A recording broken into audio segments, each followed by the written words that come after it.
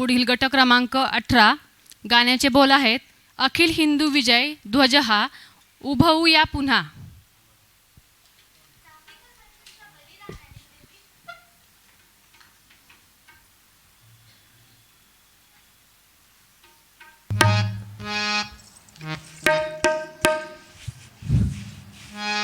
चाफेकर बंधूंच्या बलिदानाने व्यतीत झालेल्या वीर सावरकरांनी वयाच्या केवळ 15व्या वर्षी अष्टभुजा भवानी देवीसमोर देशाला स्वातंत्र्य परत मिळवून देण्याची शपथ घेतली आणि तोच त्यांचा निजिध्यास झाला.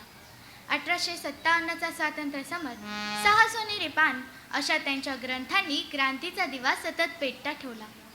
सुटगरवाडीत मॅडम कामांनी फडकवलेल्या तिरंग्याची कल्पना जशी सावरकरांची, तशीच कुंभगिरी कृपाणांकित भगव्या ध्वजाची निर्मिती ही त्यांचीच.